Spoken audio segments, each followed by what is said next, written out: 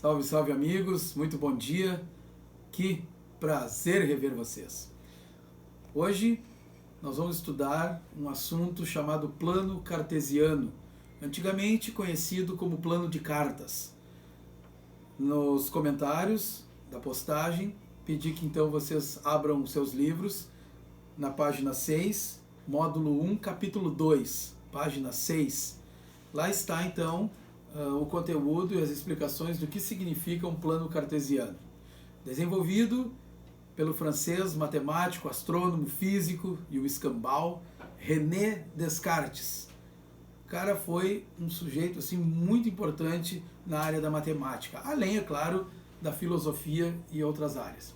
O plano cartesiano, então, muito conhecido nas antigas, principalmente na área da navegação como plano de cartas, foi desenvolvido exatamente num primeiro momento para auxiliar na localização de determinados pontos no planeta. Evidentemente que nas antigas não tinha GPS, não tinha nada. Hoje tem, fica mais fácil, mas naquela época não existia. Então, o plano cartesiano era realmente muito útil.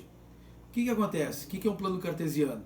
O plano cartesiano, então, ele é formado por duas retas perpendiculares, uma vertical e a outra horizontal. A reta vertical, ela se chama, é a reta Y, eixo das ordenadas, né, a reta Y, e a reta horizontal é a reta X, muito conhecida, mundialmente conhecida como eixo das abscissas. Portanto, nós temos X e Y, né? Sinalzinho da cruz, bem simplesinho. Então, esse é o plano cartesiano. Agora vocês podem perceber aqui, no desenvolvimento que eu fiz. Agora perceba, o plano cartesiano, então, constituído pela reta Y e pela reta X. O encontro entre elas chama-se a origem do plano, ponto 0, 0. A reta Y, eixo das ordenadas, a reta X, eixo das abscissas. Observe também que, quando acontece esse encontro aqui, ela é separada em 4 partes. Dá-se, então, a esta região aqui de cima o nome de primeiro quadrante, segundo quadrante, terceiro e quarto, sempre no sentido anti-horário. Observe também, outra observação importante no plano cartesiano, que o primeiro quadrante ele é constituído por pontos positivos e positivos, ou seja, o ponto é positivo. Aqui nós temos no segundo quadrante, negativo com positivo, no terceiro, negativo com negativo, e no quarto quadrante, positivo com negativo, certo? Então aqui, um primeiro momento, bem básico, plano cartesiano. Para que isso? Localização de pontos. O ponto, ele se chama par ordenado, certo? Constituído por 2 números, aqui simbolizado por A e B, sendo que A é o número que vai na reta X e B é o número que vai na reta Y. Como eu havia falado, aqui estão os nomes abscissas e ordenadas. O nome, então, do ponto chama-se par ordenado. Para colocar um ponto lá, por exemplo, vamos imaginar que eu queira colocar o ponto 5, 2. Então aqui, igual batalha naval, 5 é o X, está aqui o 5, 2 é o Y, aqui, aí você vai unir aqui, ó. Olha lá, toim, toim, toim, toim, toim, tuf. Tá aqui o ponto, vamos chamar esse ponto aqui de ponto A, tá lá o ponto 5, 2. Vamos analisar um outro ponto aqui, menos 3 e menos 1. Esse aqui seria o ponto B. Então você vai no menos 3x e no menos 1 para y. Tá aqui, ó. E aí vai e una os pontinhos. Olha que fácil, que barbada. Qualquer criança faz. Certo? Então tá aí. Ponto A, ponto B. Observe negativo, negativo, terceiro quadrante. Positivo, positivo, primeiro quadrante. Negativo, positivo, segundo. E positivo, negativo, quarto quadrante. Basicamente, colocar pontos no eixo é assim. Ah, mas tem alguns pontos que são especiais. Pontos, por exemplo, que levam o zero como um dos pares ordenados. Ponto 03, o ponto menos 5, 0, por exemplo. Vamos chamar esse aqui de ponto C e o ponto D. Observe o ponto 03. O zero é o X, então ele não caminha nada na linha X. Ele vai caminhar o 3 só para o Y, lá em cima. Então, são pontos que ficam em cima das coordenadas, em cima do eixo. A gente chama esse ponto aqui de ponto de eixo, certo? Porque ele fica exatamente em cima do eixo. Menos 5, 0.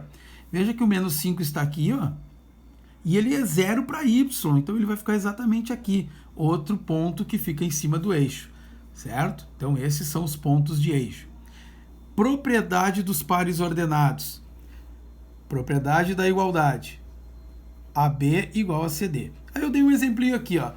A menos 2, que é o ponto X, eu vou colocar aqui, ó, X, e esse aqui é o Y. Aqui está o X e aqui está o Y. Muito bem. Agora perceba que fácil, que barbada. Se eu estou dizendo que esses dois pares são iguais, eu vou simplesmente igualar a parte do X do P com a parte do X do Q. Ficando assim, ó. A menos 2 igual a 5. Bom, agora aqui, ó, sucesso total. Olha lá. E olha o A. 7. Tá certo? Sucesso. Agora olha aqui o que vai acontecer. Vamos calcular B. 7 igual a B mais 1. Aqui, ó. 7 menos 1 igual a B. 7 menos 1, 6 igual a B. Tá aí. Você vai dizer assim, tá, mas onde é que está a igualdade? Está aqui, ó. Substitui o A no 7. Ou 7 no A. 7 menos 2, tá ali, 5. Substitui o 6 no B. 6 mais 1, 7. Então, tudo certo. Tudo barbada. Bom, eu também fiz aqui uma ideia importante, que é uma outra propriedade. Olha só. Simetria por reflexão. O que significa isso? Bom, essa parte aqui está lá na página 7 do livro. Tá bem? A simetria por reflexão. Eu vou ler a primeira e especifiquei com exemplo. Simetria com relação ao eixo das abscissas, dois pontos A e D têm a mesma abscissa, só que ordenadas opostas. Olha aqui, abscissa 7, o outro é abscissa 7. Agora olha as ordenadas, um é menos 3. Quem é o oposto de menos 3? Mais 3. Então tá aqui. Próxima, simetria com relação aos eixos das ordenadas. Aí é o contrário. O Y é igual e o X, olha, são opostos. Veja a diferença aqui. Terceira simetria. Bissetrias dos quadrantes ímpares. Os pares são trocados de lugar. Olha lá, o X é menos 5, o menos 5 aqui é o Y. O Y no A é 1, o X é 1 no C. Troca de lugar. E olha agora, na quarta e última, além de trocar de lugar, como a terceira, ele ainda fica oposto. Olha o 6. O 6 está em primeiro lugar, está em primeiro, o 6 foi em segundo, só que menos 6, oposto. O 2 está em segundo, foi para lá, 2 em primeiro, só que oposto, menos 2. Então tudo isso está explicado aqui na página 7, e eu dei exemplos salientando isso.